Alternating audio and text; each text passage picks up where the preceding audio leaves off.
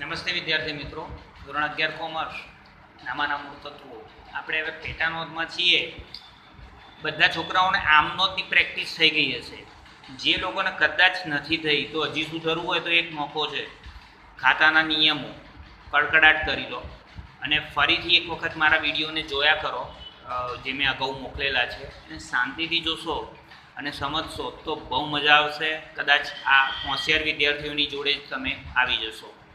હવે હું આગળ જઉં છું વિદ્યાર્થી મિત્રો. ગઈકાલે મેં તમને માલને લગતી પેટા નોંધો શીખવાડી હતી. એમાં 4 પેટા નોંધો આવશે: ખરીદ નોંધ, વેચાણ નોંધ, ખરીદ પરત નોંધ અને વેચાણ પરત નોંધ. આજે આપણે સાદી ખરીદ નોંધ જોઈએ. સાદી ખરીદ નોંધ મેં તમને પાના નંબર 128 પર કહેલું છે કે એક સરસ મજાનો નમૂનો આપવામાં આવ્યો છે. ક્લિયર કરી લો. તારીખ, વેપારીનું નામ, આવક ભરતિયા નંબર, ખાપા. નાવ સ્ટાર્ટ. 129 પેજ ઉપર પહેલો જ દાખલો જોઈએ. અહીંયા યાદ એ રાખવાનું છે કે ખરીદ નોંધમાં માત્ર માલને લગતી જ અને પણ ઉધાર ખરીદીની જ આમાં નોંધ કરીશું. સ્ટાર્ટ. શ્રી હરીશકુમારની ખરીદ નોંધ, પછી તારીખ, વેપારીનું નામ, આવક ભરતિયા નંબર, ખાપા રકમ રૂપિયા 2015 માર્ચ 1. 10,000નો માલ મહેશ પાસેથી 1 માસની શાક પર ખરીદ્યો. ટૂંકમાં આને નોંધવાનો. અહીંયા લખવાનું મહેશ ખાતે કેટલાનો માલ? 10,000. આવક ભરતિયા નંબર એટલે એની પાસેથી આપણે જે માલ ખરીદ્યો એનો એક બિલ નંબર હોય, એ અહીંયા આવક ભરતિયા એમ લખવાનું. આપવામાં આવે તો લખજો, નહીં તો ડેશ કરી દેજો. બીજું, 15,000નો માલ હસમુખભાઈ પાસેથી 10,000 વેપારી વટાવે ખરીદ્યો. ભરતિયા નંબર 15. આ પણ એક બાકીનો વ્યવહાર છે. 15,000માંથી 10% કાપી કાઢશો એટલે 13,500 આવશે. તો અહીંયા જુઓ, બીજી તારીખ, હસમુખભાઈ ખાતે, બિલનો નંબર 15 અને રકમ 13,500. રૂપિયા 8,000નો માલ મનીષ પાસેથી રોકડેથી ખરીદ્યો.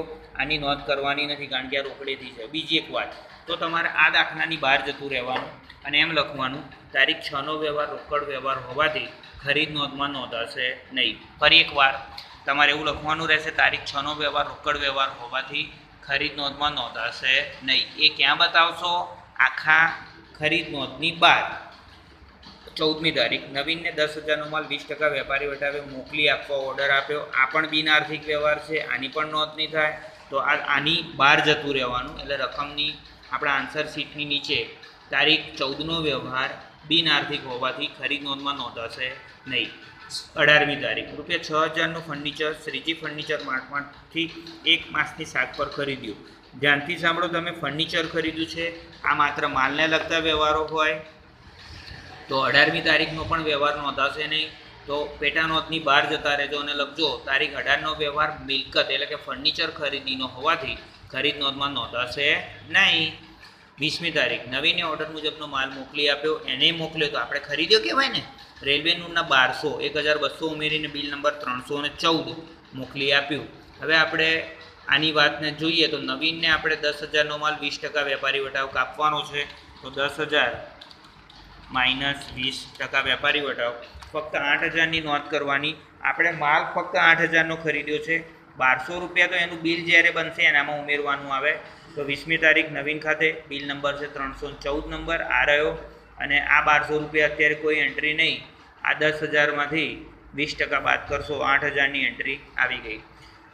રૂપિયા 4,000નો માલ રોકડ વટાવે ખરીદ્યો. ધ્યાનથી સાંભળો, આ રોકડ વ્યવહાર છે કારણ કે અહીંયા રોકડ શબ્દનો ઉલ્લેખ નથી, તો પછી સામે વ્યક્તિના નામનો પણ ઉલ્લેખ નથી. તો આ શાખનો વ્યવહાર નથી, રોકડ વ્યવહાર હોવાથી બહાર જતા રહેજો આની. અને એમ લખજો: તારીખ 23નો વ્યવહાર રોકડ વ્યવહાર હોવાથી નોંધ થશે નહીં. 25મી તારીખ, બાબુલાલ પાસેથી રૂપિયા 16,000નો માલ 10% વેપારી વટાવે ખરીદ્યો અને અડધા નાણાં તરત જ ચેકથી ચૂકવ્યા. આ યાદ રાખજો વિદ્યાર્થી મિત્રો, આ આઈએમપી છે. જ્યારે પણ આપણે કોઈ વ્યવહાર કરીએ અને કોઈ પણ વ્યવહારમાં અંશતઃ રકમ રોકડ ચૂકવીએ, એનો અર્થ એ કે હાલ પૂરતું આ પૂરેપૂરી રકમ 16,000માંથી 10% બાદ કરશો એટલે આવશે 14,400. માત્ર એની જ નોંધ કરવાની. અડધા નાણાં છો તમે ચેકથી ચૂકવ્યા, પણ આ પૂરેપૂરા 14,400 એના અડધા 7,200 રૂપિયા તો તમે ચેકથી ચૂકવ્યા. 7,200નો જ માલ શાક ઉપર લાયા, પણ હાલ પૂરેપૂરો, ધ્યાનથી સાંભળી લો, આ 14,400 રૂપિયા પૂરેપૂરા શાકનો વ્યવહાર ગણીને નોંધવાનો છે. છો તમે અડધી રકમ ચૂકવી. કાન ખુલ્લા રાખજો. તો અહીંયા આગળ તમે જોઈ લો, 25મી તારીખ, બાબુલાલ ખાતે પૂરેપૂરી રકમ 14,400 નોંધવાની. 28મી તારીખ, લલિત પાસેથી ₹6,000નો માલ 10% વેપારી વટાવે અને 5% રોકડ વટાવે ખરીદ્યો, નાણાં તરત જ ચૂકવી આપ્યા. તો તમારે કહી દેવાનું સાહેબ આની નોંધ થાય નહીં, કારણ કે રોકડ વ્યવહાર છે. તો આની બહાર જતા રહેજો. 28મી તારીખ જો અહીંયા નોંધ આવી રીતે આપતા હોય છે આ રહી. ઓકે, તો તમારે લખવાનું તારીખ 28નો વ્યવહાર રોકડ વ્યવહાર હોવાથી ખરીદ નોંધમાં નોંધાશે નહીં. 30મી તારીખ રાજેશ પાસેથી ₹3,000નો માલ ખરીદ્યો, બિલ નંબર 101. આ વ્યવહાર ઉધાર વ્યવહાર છે, નોંધવાનો છે. 30મી તારીખ રાજેશ ખાતે 3,000નો માલ અને બિલ નંબર 101. ધ્યાનથી બિલ નંબરને છોડ દો અને કુલ આ રકમનું ટોટલ 3,000 સાથેનું બધું કરજો. 48,900 સામે ફક્ત લખી શકો છો કુલ, એટલે કુલ ઉધાર ખરીદી પણ લખી શકાય. તો વિદ્યાર્થી મિત્રો મેં પ્રયત્ન કર્યો. હવે આપણે બીજી એક શીખવા જઈ રહ્યા છીએ 130 ઉપર માલના પ્રકાર પ્રમાણેની ખાનાવાળી ખરીદ નોંધ. દાખલા તરીકે હું એક વેપારી છું તો અલગ અલગ માલ વેચતો હોઉં. એક ઇલેક્ટ્રોનિકની દુકાન હોય તો માલના ખાનાવાળી ખરીદ નોંધ શ્રી મહાવીર ઇલેક્ટ્રોનિક્સની ખરીદ નોંધ. એમાં કેવી રીતે બનાવીશું? તો તારીખ, વેપારીનું નામ, આવક પરત્યા નંબર, થાપા. હવે એ ઇલેક્ટ્રોનિક આઇટમવાળું ટીવી, ફ્રીજ, ઘરઘંટી વેચે છે તો કુલ આ 3 જ વસ્તુ દાખલા તરીકે હું વેચું છું તો આ 3 વસ્તુ જ અલગ અલગ. દાખલા તરીકે મહેશભાઈને મેં એકલો ફ્રીજ વેચ્યું તો અહીં ફ્રીજ જ લખવાનું. પછી એક વ્યક્તિ છે સુનિલભાઈ, એમને મેં ઘરઘંટી વેચી, એવી રીતે બનાવીશું. તો એવું પણ એક ઉદાહરણ આપણે ફટાફટ વિદ્યાર્થી મિત્રો બને એટલું જોઈ લઈએ. શ્રીજી ફર્નિચરની ખરીદ નોંધ છે. તારીખ એપ્રિલ 1, 2015 અને અહીંયા સ્ટાર્ટ કરીએ. હવે આ વ્યક્તિ શું વેચે છે? ટેબલ, ખુરશી અને કબાટ. તો તમે જુઓ છો ટેબલ, ખુરશી અને કબાટ. અહીં તમે વિગત જોશો, 1-2 વ્યવહાર સુધી જવાનું. અહીં કદાચ ટેબલ, ખુરશી હોય, નીચે કબાટ હોય, તમે દોર્યા પછી કે સાહેબ કબાટ તમે વાંચ્યું જ નહોતું, એવું નહીં કરવાનું. ટેબલ, ખુરશી અને કબાટ બનાવી દેવાના ખાના. ઓકે, શ્રીરામ ફર્નિચર માર્ટમાંથી 10 નંગ ટેબલ 1,000ના, 15 નંગ ₹600, 5 નંગ ₹1,000ના, 3,000 રૂપિયાનું કબાટ, એવા 1 માસની શાકની ખરીદ્યા છે. અહીંયા તમારે લખવાનું શ્રીરામ ફર્નિચર માર્ટ ખાતે, બિલનો નંબર છે 99. હવે હું કહું એમ કેલ્ક્યુલેટરથી કરો, 10 ગુણ્યા 1,000 કરો એટલે આપણને મળશે 10,000 રૂપિયાના ટેબલ. પછી 15 ગુણ્યા 600 કરશો, 15 ગુણ્યા 600 એટલે 9,000ની ખુરશી અને 3,000 ગુણ્યા 5 15,000ના કબાટ. પછી આ ત્રણેયનો સરવાળો કુલના ખાનામાં તમારે મૂકી દેવાનો. શ્રી કૃષ્ણ ફર્નિચર માર્ટમાંથી આટલું ટેબલ, આટલા રૂપિયા, આટલા નંગ, આટલા રૂપિયા વેપારી વટાવે ખરીદ્યા. અડધા નાણાં તરત જ રોકડેથી ચૂકવ્યા. બોલો આ નોંધું કે ના નોંધું છોકરાઓ? બોલો. અરે વાહ, નોંધવાનો. કેમ?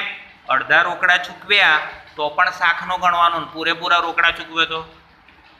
અરે વાહ, બહુ હોશિયાર થઈ ગયા છે કે આની જો પૂરેપૂરા રોકડા ચૂકવો તો ખરીદ નોંધમાં નોંધ થાય નહીં.